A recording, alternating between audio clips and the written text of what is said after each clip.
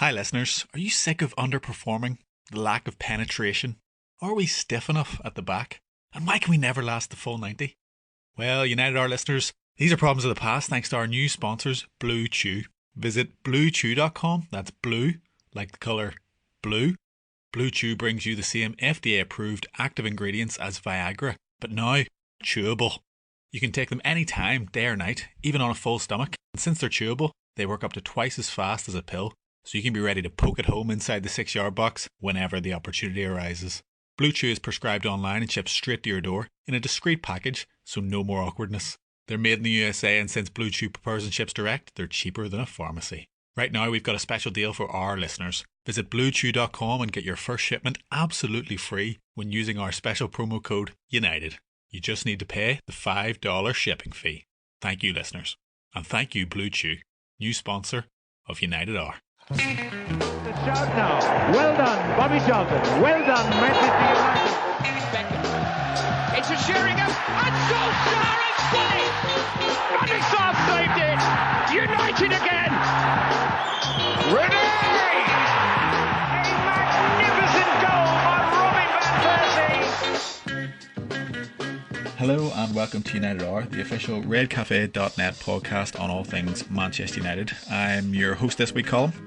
I'm Ashwin. And I'm Raees. And as you lucky listeners may just have heard, we are now whoring ourselves out for sponsorship money for dick pills, which is lovely, but we need that dirty cash, and Ashwin personally recommended them as a sponsor, so if you need any help in that regard, then crack on. So Raees, you were on the last pod that was after the Norwich game, looking ahead to Chelsea. Yep. Been on the last two. Yeah, last two on a hot streak. So since then, obviously, we have played, I think, 4 games. And it's not looking too bad, with probably the exception of Bournemouth. I believe it is 5 wins from our last 6 games, and the game before that was a draw, a very respectable draw against Liverpool. Have we turned a corner, Raees? I think we've definitely turned a corner in terms of avoiding relegation. Whether we've turned the corner in terms of United being a great force going into next season, I think it's still too early to tell. But there's definitely positive signs. I think there's enough entertainment there within the team right now to, I think, enjoy the rest of the season, hopefully, injuries permitting. Yeah, it's definitely been a lot more fun to watch, certainly. Ashwin, do you think that's something that is down to Ole Ball kind of starting to take a bit of a hold with some of these players, or do you simply put it down to easier fixtures and Tony Martial returning? I think it's a little bit of all of them. Norwich, even Liverpool, like Chelsea. These are matches that suit us in a way because these teams come out like they're going to try to play, which leaves in space behind for us to counter, which, that's obviously like our strongest suit, and it has been for a long time under Ole especially. At the same time, I just think like switching to playing Pereira more at 10 instead of Lingard and Mata makes a big difference. Not because he's particularly good, but he's more willing to actually receive the ball in like the half space in between the lines and turn and try to make something happen. Whereas playing it to Mata and Lingard in those positions is the same as passing it to a wall. It's just going to come right back to you. So I think that makes a big difference also, even if there's definitely much room for improvement there. And then also, finally, yes, Martial makes a huge difference. You can see like him just playing how much it's like really brought Rashford to life. It's like really, really brightened him up. And yes, he missed a sitter yesterday and blah, blah, blah. Like his finishing, he still needs to improve. But just having Martial there like really has given defenses something else to think about. And I think Rashford's runs from the wing are better than they are as a striker, because he likes to play in the channels. He really likes to like try and get in behind the defense rather than play with his back to goal and kind of bring others into play, which I think Martial really enjoys that aspect of playing as a striker. And I think his runs actually are better suited to play striker than they are on the wing. So, I guess it took us 2.5 years of Jose Mourinho and a half year of Ole to get here, but we're here, and it feels a lot better than what was going on before. So yeah, I just think it's like all these contributing factors. So yeah, I don't know if we're like a force ready or at this point yet, but um, I think defensively we've been pretty strong all season. Yeah, I mean, I think tied fourth in the league or something. Like Yeah, only 11 goals conceded. and according to Ed's favorite stat, XG, we are the best defense in the league. Best team in the world, probably. Yeah, yeah. But yeah, like if we can just improve in terms of creating chances consistently, um, like I don't. I mean, I don't know if this is rushing to get to ahead, but I think top four is definitely possible. I see no reason for the defense to regress, whereas I think we'd all say that. I mean, the attack can only just Yeah, get better. Like it can't yeah, get any worse, can it? Yeah. because Martial, if we have reasonable health the rest of the way, Martial's back and Pogba getting back will add like an element of exactly what we've been missing in terms of creativity and just like the sheer willingness to fucking play passes and not fuck up. I mean, if there's one thing we can say about Pogba, it's that he's definitely not scared to fuck up. Yeah. So yeah, I'm still a bit optimistic about that. Yeah. Well, that's a bit cheery. So we should probably have a look at Bournemouth. I mean, Well, that's it. The full-time whistle. And it's a rare win for Bournemouth against Manchester United. The two managers shake hands, Eddie Howe and Ole Gunnar Solskjaer. It's Bournemouth's first win against Manchester United for 4 years. It's finished. Bournemouth 1, Manchester United 0. that was that was awful. Reese, I was so upset by that match, and I appreciate like the storm and the bad weather and all that, but for the first 10 minutes, we were quite good. Like Dan James was absolutely incisive down the right. We were getting in, turning them, and looking good. And then the weather just seemed to take over, and I thought Bournemouth were much better playing the weather than we were. Is that an excuse that people are using, by the way? That the weather? We seem to have taken a page out of Klopp's book there. I mean, yeah, but that is like that was a genuine storm. I'm not just talking a windy night at Stoke. That was like, I mean, that was up there with as bad as it's ever going to be. The game was potentially going to be called off, but I mean, I got very close there. I was on the tipping point of Ole out. Reese, how did you cast your mind back? How did you feel about that Bournemouth result? Was that something predictable? Was that comfortable for them? Because I mean, it was about as abject as it gets, as far as I was concerned. I mean, funnily enough, in that game we dominated possession, so it's 58% to 42 in favour of United. Shots on target were quite equal, but we just looked a bit ponderous, and it was a typical Ole performance before the recent run of upturning results. In the sense that we looked directionless, we didn't really show any identity with our play. We were keeping the ball, but without any meaning or purpose behind it.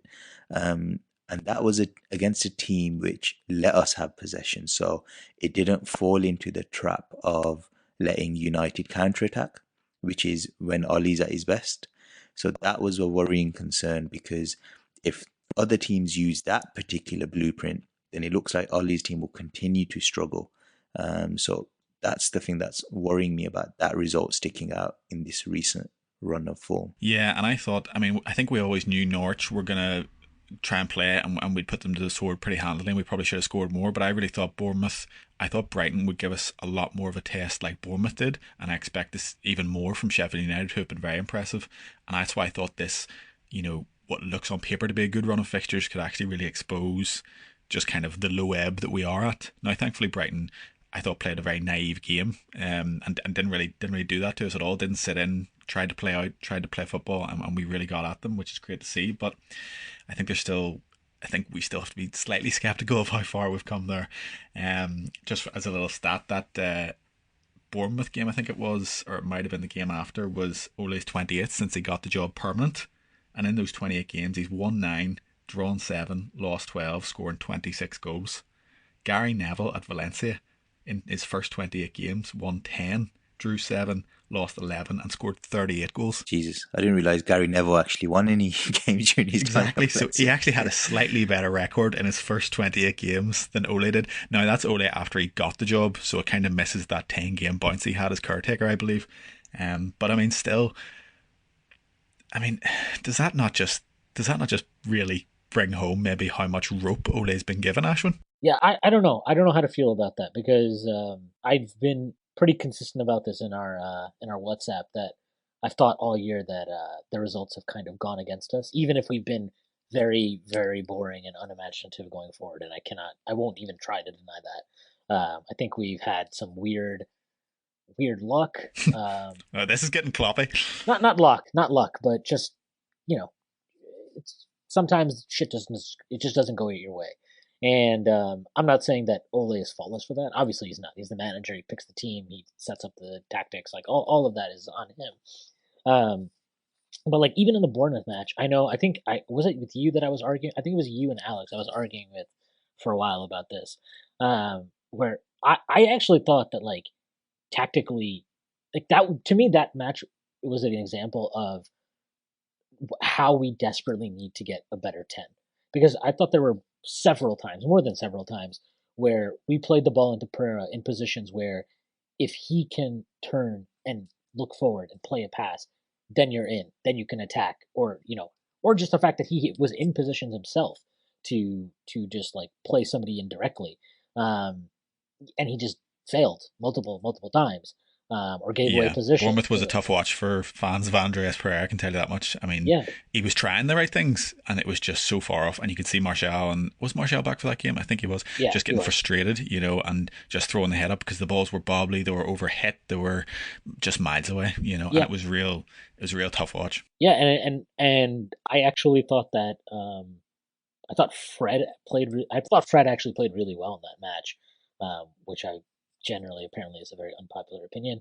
I thought that for the most part, we were okay defensively. I know that Maguire did not have his strongest match against Bournemouth. Lindelof, fucking Hmm. God knows what the hell he was doing on their goal. Um, yeah, so I mean, I'm not. It was far from a faultless performance. I just think that like there are times where I watch us play and I think you can say, what the hell is this setup? What is Ole trying to do? And in that match, I thought it was more like I understood. I thought tactically we were fine. I thought that we had opportunities to play us in that we just didn't take. And I don't know. Maybe you can say that the player's lacking confidence is on him, but I just thought that was more of a player quality issue because it didn't seem like Pereira was lacking confidence. It just seemed like he sucked that It just match. wasn't good enough. Yeah, Yeah, he just yeah. wasn't good that match. Yeah, and we see that all over the park with how thin the squad is, and as soon as you take Pogba and Martial out of the team, Rashford has no one to play with, and we look all at sea. Reese, we've beaten Chelsea twice now. Obviously, we beat them first game of the season. We just beat them in the League Cup. Obviously, they fielded a slightly, I would say a half first team, half reserves kind of squad, whereas we went kind of with our best 11, although we were kind of forced into it because I think there was just no one else to play, realistically. But we've beaten them twice and they're 10 points ahead of us in the league, and it's quite an interesting kind of comparison because obviously Ole and Frank share kind of a little bit of a similarity this year in that they're both new managers coming into big clubs where they previously played and were legends. Yep. Obviously Frank has that transfer ban, but he got Pulisic in and he has a much deeper squad to pull from than us. But lately there's been a big kind of, I suppose, media trend that's really enjoying the work that he's doing at Chelsea, and I think that's totally understandable. They're on very, very good form in the league, but we have beaten them twice, so Ole's kind of got that one up there, I suppose. Yeah.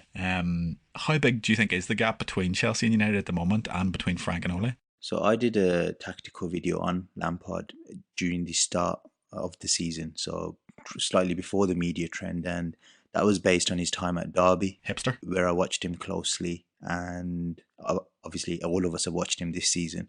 I think he's a very astute coach in terms of the attacking game. He creates good patterns of play. He knows which players to bring in, young players who can improve Chelsea's attacking play. They've definitely progressed in terms of the tempo of their play from Sarri, who I felt Chelsea were playing very laboured football. It was aesthetically quite pleasing to a degree, but it wasn't very fast tempo. it was a little Van Gaal-esque, I thought. Absolutely great comparison there. So for me, he's definitely on another level to Ole, in my opinion, from a tactical framework point of view. But his defensive side is quite shocking as a manager. There was times with Derby you'd see very rudimentary errors defensively, and you saw that again during the start of Chelsea season. Players just lacking the complete basics of how to deal with things from a defensive perspective. And that's why in games where he's up against United, when we sit back and we counter, we can exploit those defensive deficiencies quite well. So his style of play at the moment, because it's still a burgeoning style of play, hasn't quite matured into a proper powerhouse winning type of side.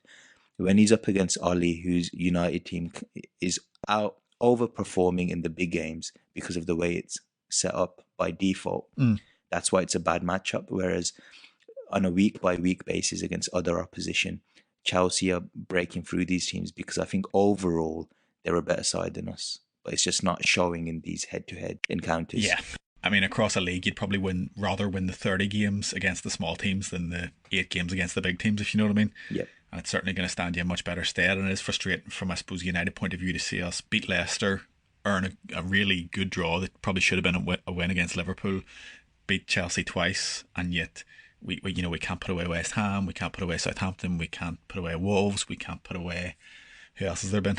Newcastle, Christ, and Bournemouth. So really, really difficult to kind of square that one away as a United fan. But I think you hit the nail on the head there.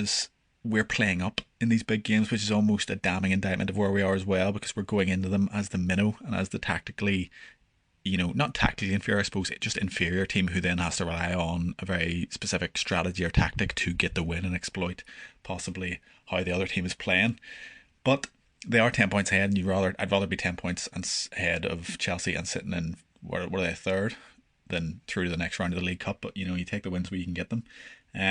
I think, Ashwin, they're probably our best bet at a team we could catch to get top 4. I actually think it's Leicester. I think Leicester's blowing really hot. I think they're I watched their match against Arsenal, and as shocking as Arsenal have been in recent times, I didn't think Leicester particularly. I thought they were very fortunate not to go behind at several points in that match. I am quite impressed by Leicester, I have to say, and I do think they're gonna last. I think they're good value for top 4. I've been very impressed by what I've seen. I'm a begrudging fan of Rodgers and what he's done there, and I just think Chelsea. I just think there's a blip coming there for them. My only issue is, I mean, Ash, when you said earlier, you think we can make up that deficit. I have no confidence that we will. I think we'll have a bump and then we'll have a blip and then we'll have a bump and have a blip. I think that's just the team we are at the moment. We just have to accept that and accept it's probably going to be like that for quite a long time. I think the squad is such a confidence-based squad. I just think it plagues us at the moment that when we're like against Brighton, just from the first minute, everything was crisp and everything was fresh and everyone was passing the ball about very well. Everyone was very keen to take the ball, move it forward, playing everything with a bit of a zip. And of course, Martial coming back and the way Brighton played helped us in that regard. But, less than a week ago, okay, a tired team, you could say, against Bournemouth in adverse weather conditions, but just looks so different, so devoid of confidence and basic ability. And that's just the dramatic impact that I think confidence and external factors like the weather or like how many games you've played can kind of have on what I think is maybe a slightly mentally weak and fragile squad that isn't being coached in a way that gives them any confidence, and I think that's our biggest issues at the moment is there's just too many confidence players. I mean, you look at Fred against Brighton, fantastic. You look at him probably next week or the week before, awful, and it just always is that polarized performances from one week to next. I think there are a few things. First of all, if Ole keeps turning to worthless players like Ashley Young to when he has to make a choice, we will not get top 4. I think if he wants to get top 4, it has to come in the form of trusting some of these younger players. So he's kind of done that at the 10 position now, going with Pereira instead of Mata or Lingard. Is Gomez hurt? Because I think that he probably deserves some chances too. And then also left back, this is the big one for me because I mean, yes, it was just Brighton and they played a way that kind of helped us play to our strengths. But I think you saw, and we have consistently seen with Williams in the matches that he's featured in, he's not scared. He's not overawed by the moment of playing with the first team. Chelsea away, I thought he acquitted himself very well, even giving a nice little push over the boards to Hudson-Odoi. I like that about him. I like that he's a bit of a twat. Very, very happy to mix it up. And, I genuinely think he's a better option than Young right now, which isn't high praise exactly, but it is, again, these are like the margins that you're dealing with, right? So that would help Shaw coming back whenever the hell he's going to come back from this mysterious hamstring injury that apparently is lasting now. What is this, like the third month we're getting into now? Yeah, could get into it, yeah. Yep. So we don't know what's going on there. But the big one for me is just if Martial, if Rashford stay relatively healthy, and if Pogba comes back, like I just think that you have enough star quality at the top of the pitch that if the defense stays as solid as it's been, which I have no reason to believe it won't be solid throughout the rest of the season, I think you have enough star quality that if Chelsea or if Leicester, if their performances drop, you could rack up points and get up there. The other issue is obviously, and this is something for Ole to consider, if the priority is Champions League, do you think top four is the best, most likely option to get that, or do you think it's going in to Europa League? Luckily, that's something that we don't have to. We don't actually have to make that decision until January, late January, early Feb. So we can kind of see where we are after the holiday period, and then assess and spread out the resources then. But yeah, I mean that's ultimately the big thing. If we're within 5 points, 4 or 5 points after the holidays. Yeah, I think that's quite fair. I think it's a wee bit optimistic. I mean, I think even if you look at when Ole came in, we had that 10-game bounce, and I mean, where were we when Jose got sacked? I mean, were we 8th, 9th? I think we were about 10 points off top 4, and we clawed that back so quickly. He had that bounce of 10, 11 games. We all wins, I think, weren't they? And we just romped back up, I think, into 4th, and then the remainder of the season, the next 12 games or whatever, we just slowly, completely put ourselves back out of the conversation, And I just think, yes, that was last year and it's different this year, but I think the only thing we've seen so far is that we should expect something very similar. So what I'm saying is if we go on, if we beat Sheffield United, Villa, get a good result against City, beat Spurs, maybe whoever else we have to play up to Christmas, it could all start to look very good. I could see other teams dropping points and us making up some ground, but I just think there's always going to be, between now and May, more patches of poor play from us, more patches of poor results, and I just don't think we have the squad or the mentality or the coaching to kind of deal with that at the moment, which is fine, because as you say, if he just plays the young players, I think it's a win-win anyway, because the payoff will be next year. Yeah.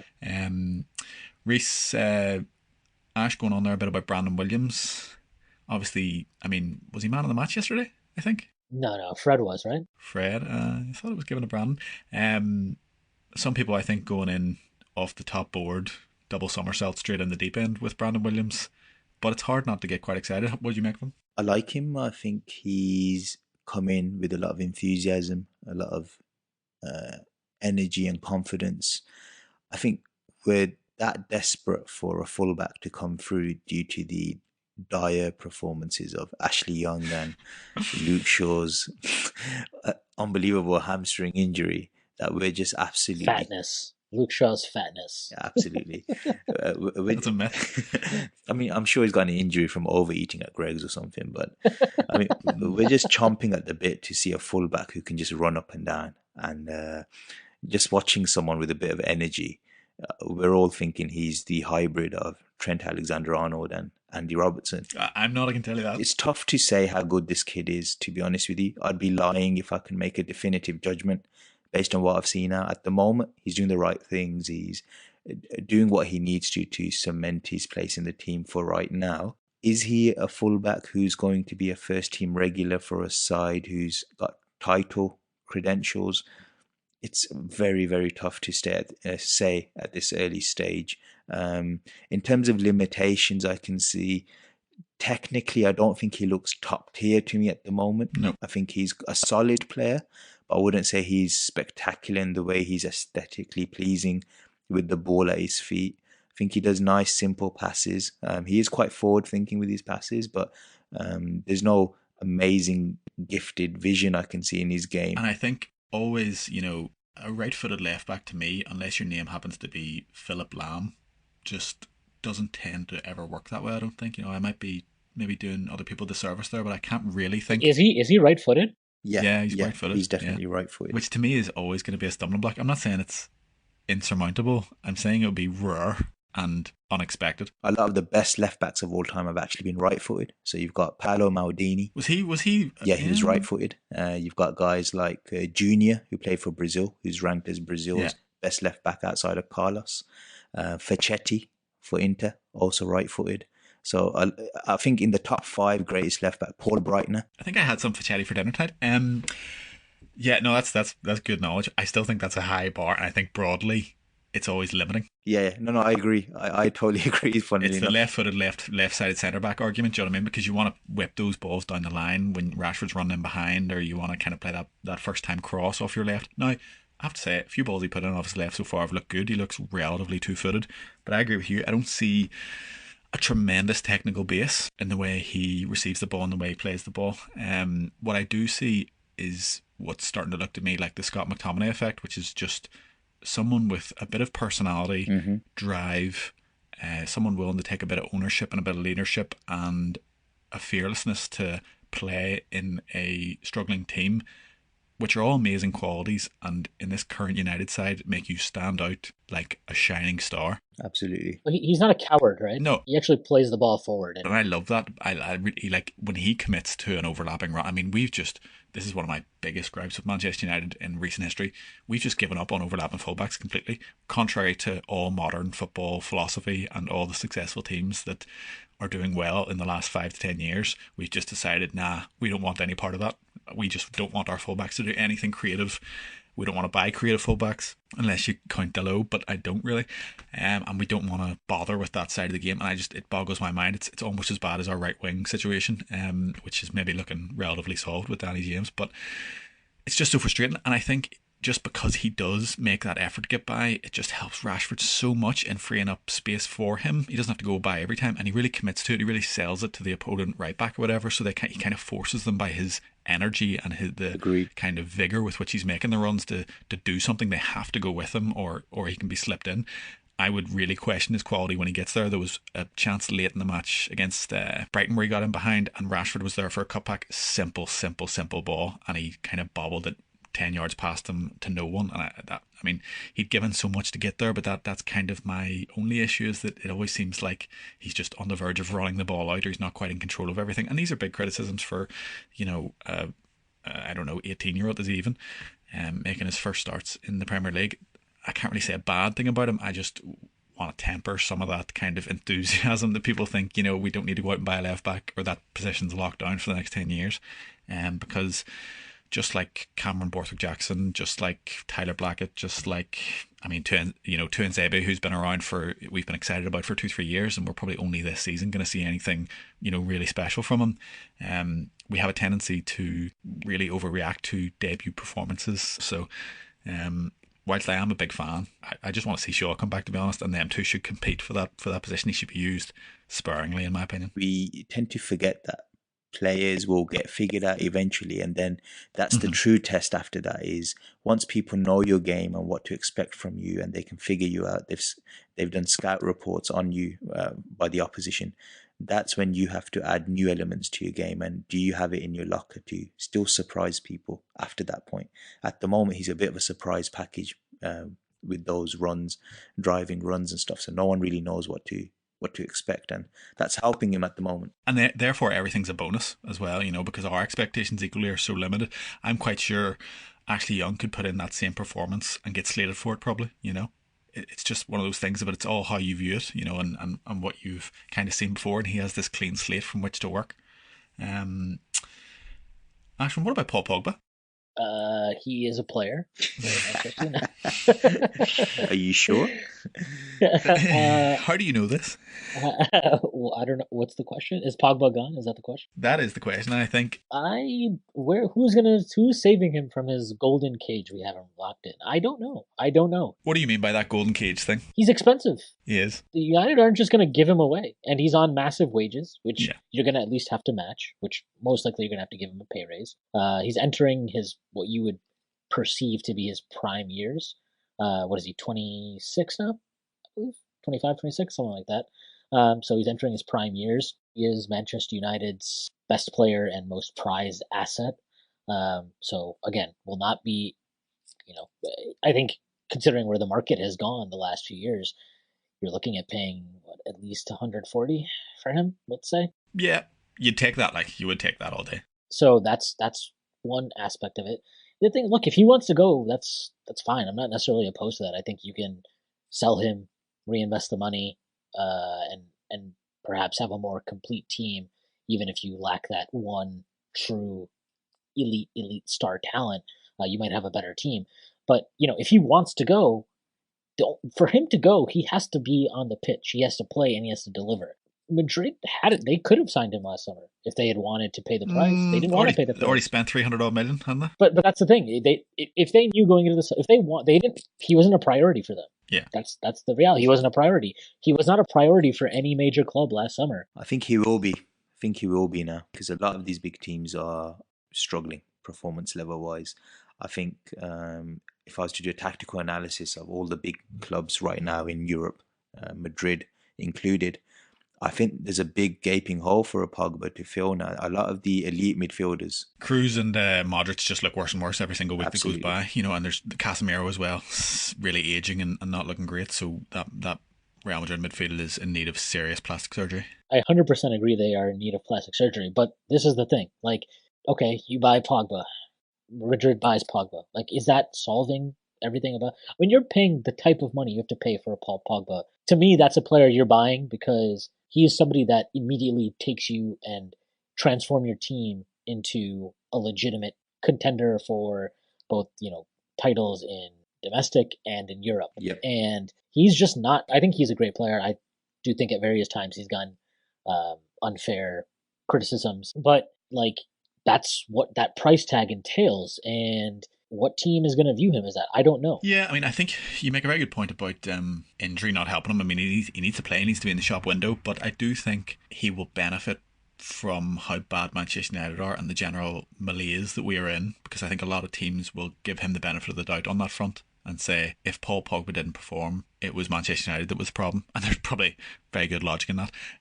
But what they'll say is, look at France, look at the World Cup, look at these performances from Manchester United and cherry pick them. I don't think anyone will be struggling to find reasons why Paul Pogba would be a transformative player for them. That's certainly my opinion. Rather than can anyone buy him, do we need him? Do we want him? Yes, we have to have him back because, I mean, look, I'm happy we played Brighton and we saw a bit of good passing range from Fred, and Pereira did some stuff that some of it was very lucky and fortunate. But Pogba is that, especially now with Martial back, you can see like there are so many, we can create chances if we have a playmaker, somebody that can see that pass, that can pass somebody open, right? Like we don't have anybody right now that... Fred was sliding balls in against Brighton left, right and centre.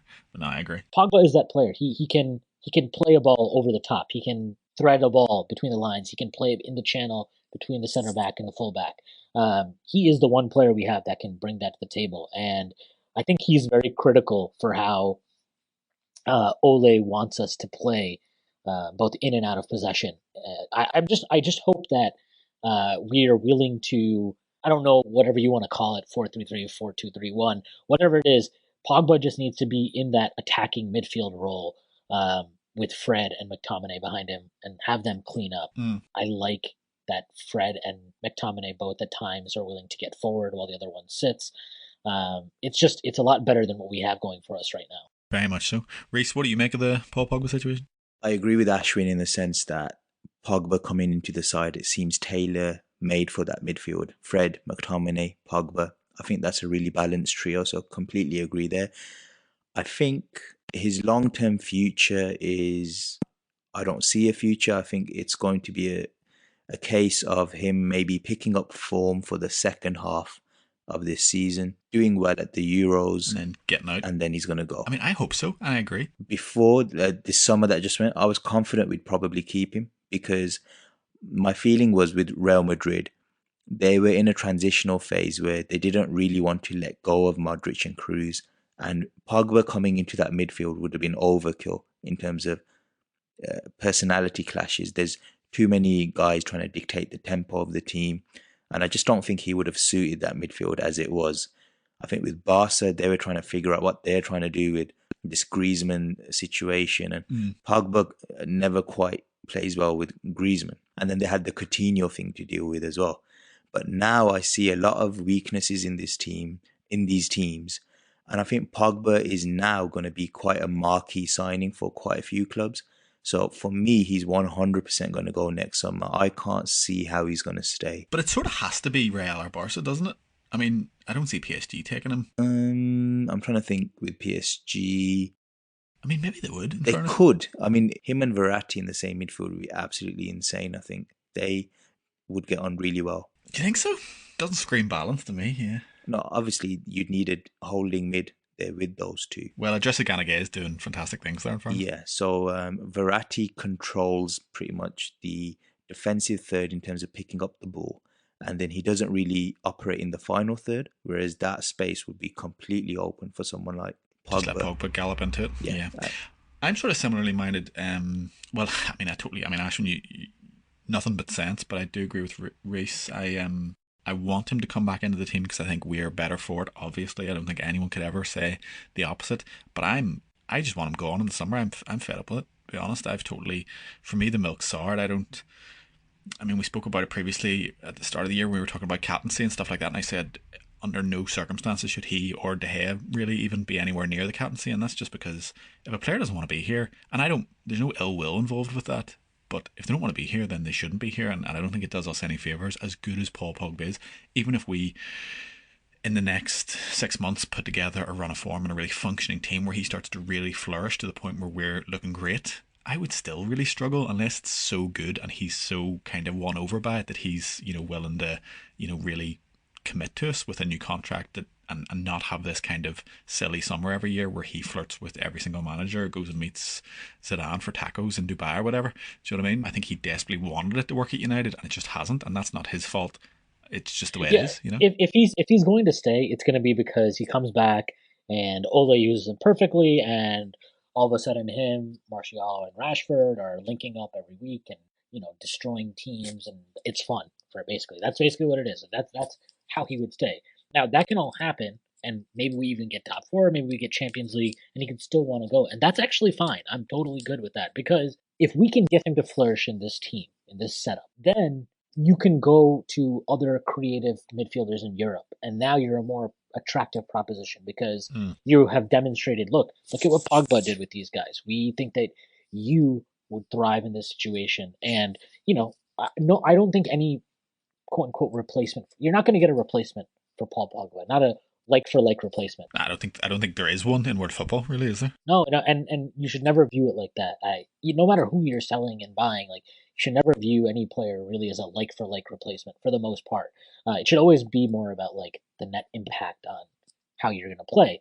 And I think that you can sell Pogba, replace him with an attacking midfielder, and maybe use the leftover cash you have and plus a little bit else to strengthen elsewhere. That's basically what Liverpool did with Coutinho, right? They sold him, brought in Van Dijk, did whatever the hell else they did, and look at where they are now. That should be the goal, not necessarily we have to replace Pogba now. It's still alive for United with Rashford! 6 in 6 for Marcus Rashford. Form that befits the number 10 shirt. And a big goal in the game from a Manchester United point of view, and indeed from the vista of Brighton. Reece, I want to come back to something you said a few episodes ago when we were on, which was that Rashford should be converted into a Ji-sung Park style workman-like winger player. Yeah. And then I saw on Redcalf there last night, I think you making something of an admission that perhaps you'd unfairly judged him. I'm not saying completely wrong, but obviously he looked a forlorn figure with no one to play with, like a kid with no friends basically, and got very frustrated. A few really bad performances. Looked like he was always carrying a bit of a knock, a bit of a bad attitude creeping in, so it all looked pretty bad. Martial comes back into the team and he's like a man transformed. He has this freedom on the left. The stress of the number 9 is off him, and the pressure of being the goal man and the back to goal man and the person who needs to hold it and everyone needs to thrive off. He's kind of shirked that responsibility, which is maybe a little bit of a criticism, that he wasn't able to perform in that sense, but I think you have to look at the players around him equally. But certainly a new lease of life at the moment off the left. What have you made of his recent performances? I'm very much enjoying his recent performances. I mean, I think as a United fan, you always want the players to do well. I mean, even when you're frustrated with them, and I think I'm going to admit to this. I think Mourinho pitting Rashford against Martial, I think it's psychologically it impacted even someone like myself who tries to stay neutral. It puts you into a position where you're just like, Martial FC yeah, or Rashi. exactly. And you get into that position where I honestly thought Martial should be playing as a nine. I was getting incredibly frustrated with the fact that Rashford was being played as a nine. And then it was making me come out with opinions where I'm thinking, bloody hell, anyone can see that Martial would be the better nine. Now we're seeing Martial is the better nine, but it means that I'm now reevaluating my sort of assessment of Rashford in the sense that I was right in the respect that I said I want him to go back to his roots, which is working hard and showing a great attitude. Because when he does that, he's a menace to deal with because that sheer level of energy he brings to a game and allied to his pace and athleticism, it makes him very difficult to play against.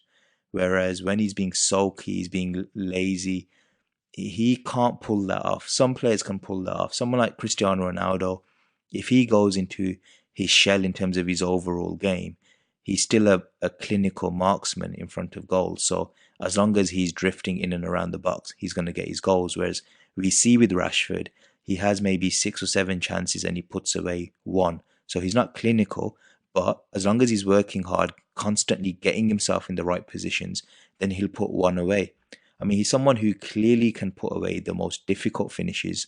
So he has, and I always said, even in that first podcast, I said, he's someone who has a world-class range of skill, is what I said to you. Yeah, you did. Someone who, in moments, looks like he could be the best player in the world. We saw that with that Ronald. Everything exactly. once. We saw that Ronaldinho skill he did. There's a reason why he's a 5-star skill player on FIFA, because he does have that range of skills. He's someone who, in a given moment, can pull off an absolute worldly moment. But my challenge to him was, can you do that for 90 minutes where you look a class player? Still hasn't quite done that, but he's showing more and more quality moments in the game. So I'm happy with what's happening at the moment. I'd rather be proven completely wrong and he becomes the best player than be proven right and that he limits himself to just a workman player. At the moment, it's a workman-like quality in terms of his work rate, but he's showing those flashes of brilliance as well. So good on him. Yeah, I mean, Sadio Mane is one of the most workman-like players you're ever likely to see, but exceptional in it, you know, so it's not necessarily that you have to be one or other in it. I think Mane's more silkier generally.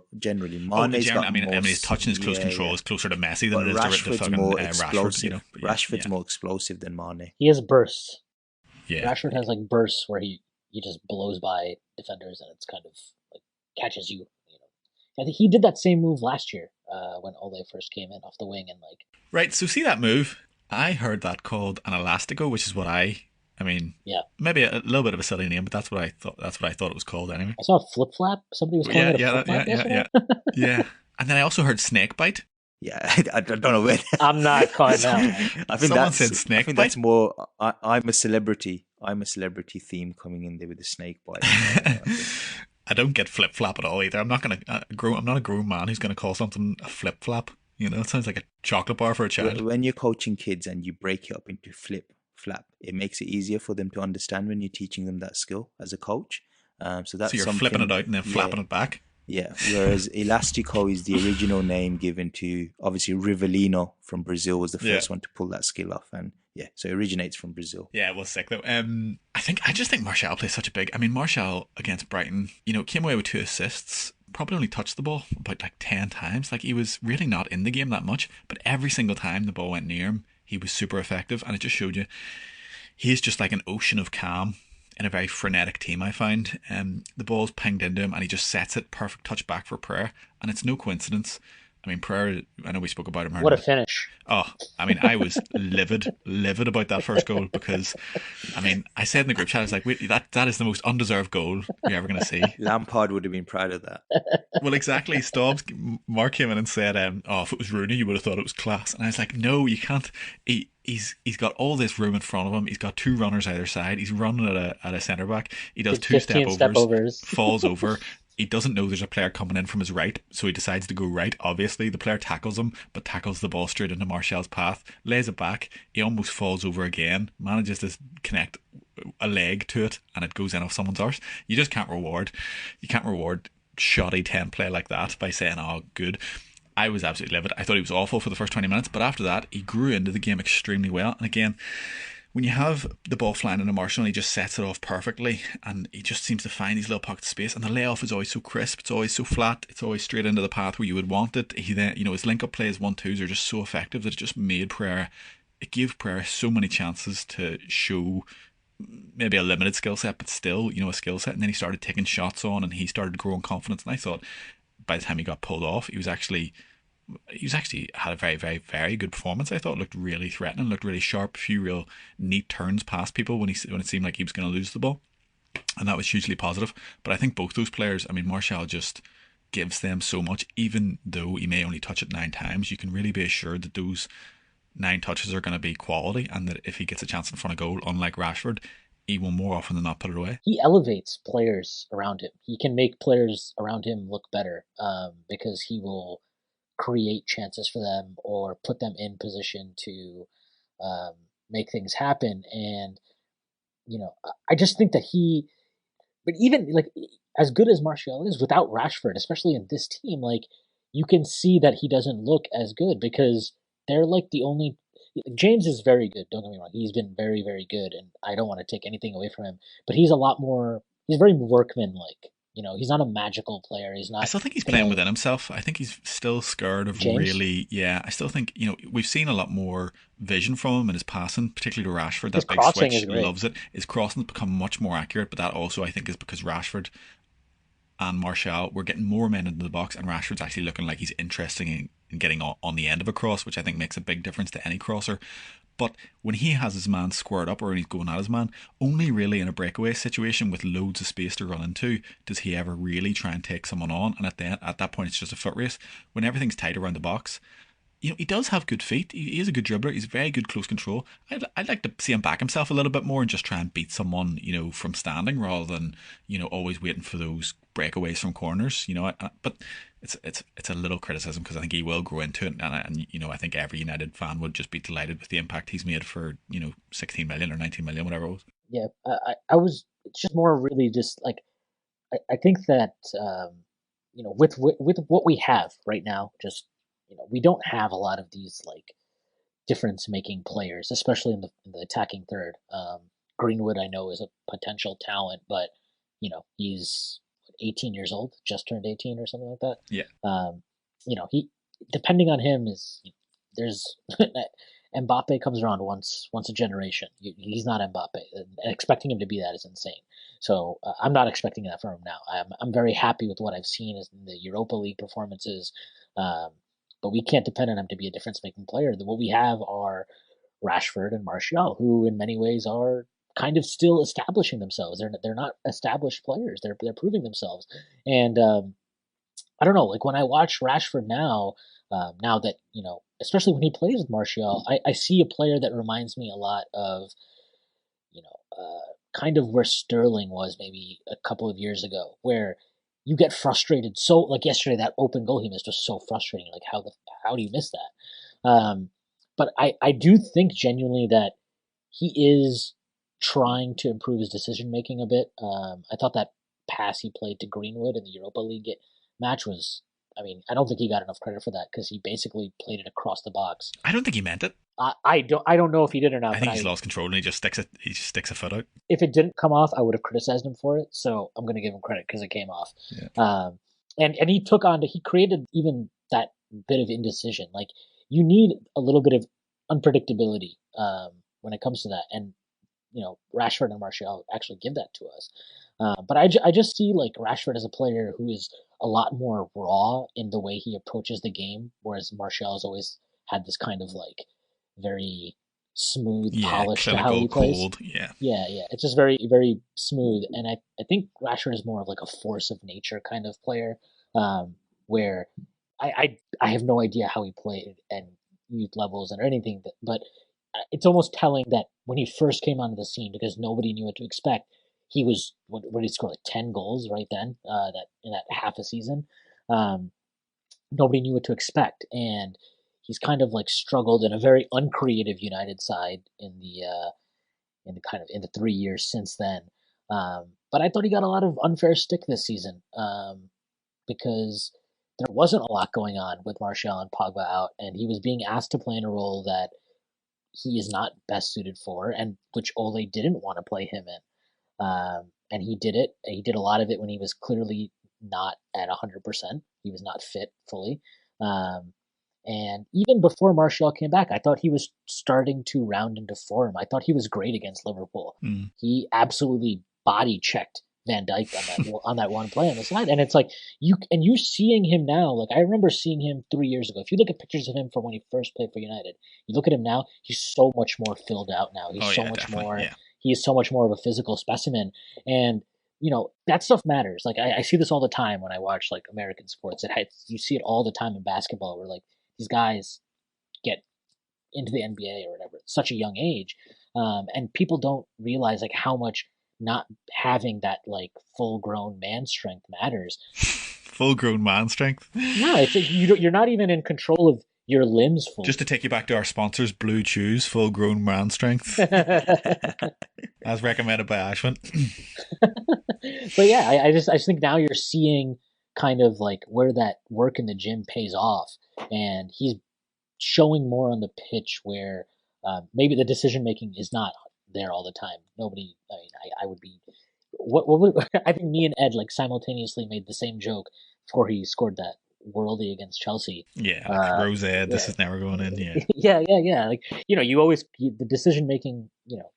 It's always going to be a work in progress with him. It is, but I do think the Sterling comparison is pretty good. I think a lot of people could see that, and we would only hope. And I do think Guardiola's been massive, I think, for Sterling in that regard.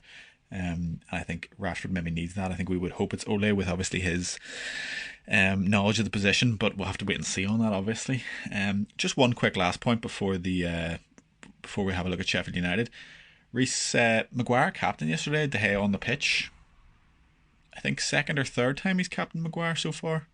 What do you make of that? Completely agree with it. When I look at David De Gea, I don't see a natural leader whatsoever. So the beard, it's isn't an absolute no-brainer. Patchy beard like that, man can never be a leader. I think De Gea obviously is a good shot stopper, etc. But I've never rated him in terms of his command of his own area. So if you can't even command his own goalkeeping area, how's he going to command the rest of the pitch as a captain? Yeah, and I think Maguire's the kind of player that responds to that responsibility as well. He was very, very good against Brighton, I thought, particularly covering for Brandon Williams. I think if Maguire doesn't do that, we could be talking about a very different game from Brandon Williams, because and I was happy enough to see it. He does bump forward and he does make not rash decisions, but he makes decisive decisions, and decides to go to a player, but sometimes that doesn't work out, and you needed Maguire to come across, and he was happy to do that and did it extremely effectively. I thought he was very, very good yesterday, and I quite like the armband on him. Yeah, I'm happy enough with that as well. You didn't think it should be Pereira? I did not think it should be Pereira. And like it's an absence of anyone. I mean, it would just be Scott McTominay, but he's potentially going to be out here for 8 weeks. But let's not talk about that. Mick Goat. So yeah, moving on then to Sheffield United, which is, I mean, it's a 6-pointer first of all, because I think are they a place above us? Are they?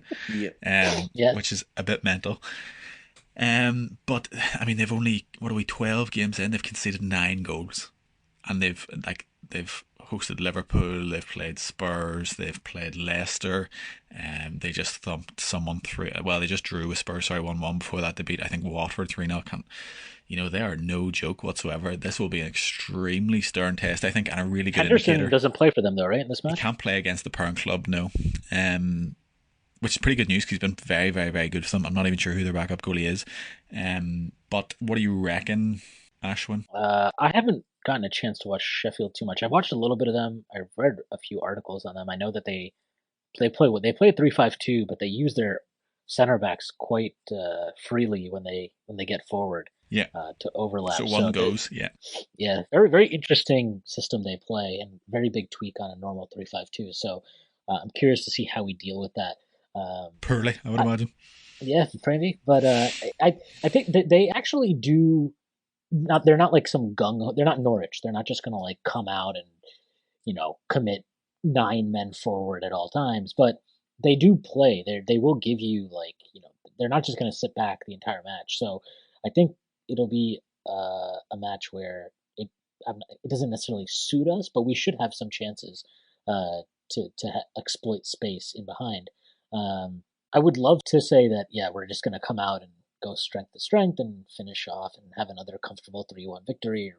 I don't know that. No. I have no thoughts on that, but I'm very interested to see how we set up if McTominay is out. I would imagine that Garner would come in for him. Maybe Matic if he's back.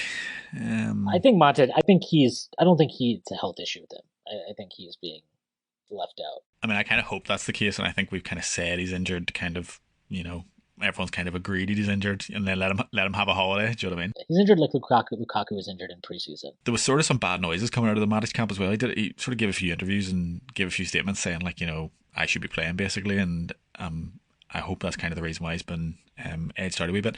Reese, what do you think of Sheffield United? It's going to be tough. I'm worried. I think this is the big test for us. I know it's a team that's recently promoted, but from a tactical perspective, it's our worst matchup. Tough, yeah. I mean, if you think Newcastle did a job on us, wait until you see a much more determined, much more tactically aware, and much more threatening team that's just basically going to do the same thing. They're going to take away the spaces which we like to attack in. I can see Rashford and Martial being quite isolated from each other in this particular game. I mean, you can predict that these things can happen, and obviously you're hoping it won't happen and United will just carry on winning. But on paper, we're saying this looks a very, very tough matchup. Predictions? I'm going to go with 2-0 Sheffield. 2-0 for Sheffield? Christ. I will never predict a loss. No, me neither. 2-1 to United. I mean, I'm absolutely sure if I was betting, it would be a different story. But I'm going to say 3-1 United. I think it could be a Royal Rover stuff. But I think, not even that McTominay is so good, but I just think we're going to miss him so much. And I struggle to see who's going to come in and play. Rojo. If it is Jimmy Garner, that could be huge for him. But that's a real tough fixture to walk into for your first Premier League debut. I think we should play Rojo in McTominay's spot. Let him do Rabonas. I love Rojo. He's an absolute mental. I mean, Rojo's come out of Rojo. the recent games, I think, with a lot of credit. He's not scared. I thought he should have started over. Which actually, now that thinking about it, Brandon Williams starting, I get why you didn't want to have Rojo next to him as the veteran presence by his side. Yeah. But if Shaw was in that position, I really think Rojo would be a better partner for Maguire than Lindelof at the moment. Well, I've long been a big fan of Lindelof on this podcast, and I remain a big fan, but you can't really question that he has been off kilter so far this season. And I think if Rojo came in the summer and put in the performance he has in pre-season and this season, he'd be almost first choice alongside, as good as Maguire kind of thing, because I think a lot of Rojo performance gets judged through the lens of this toast burning Argentinian. Is he a left back? Will he 2-foot someone? And is he going to take a shot from the 40-yard line every single points. game? Do you know what I mean? Well, he will shoot from 40 yards. Yeah, that's he probably no will. question. But everyone is so. I think he's been so kind of typecast by his previous form and his behaviours and his eccentricities that people have a real tough time giving him credit this year, because this year he's been measured. There hasn't been one really aggressively bad tackle. There hasn't been many awful shots, and he's looked really composed, and he whips the ball about on that left, I think, pretty much better than anyone. So he's been fantastic, and if it was on merit alone, I mean, there's a good argument that he should be in there. But we ramble on. I'm going to say 3-1. We're going to smash Sheffield United and win every game until Christmas. So happy Christmas, everyone. Good evening from me. Good evening from me. And good evening from me.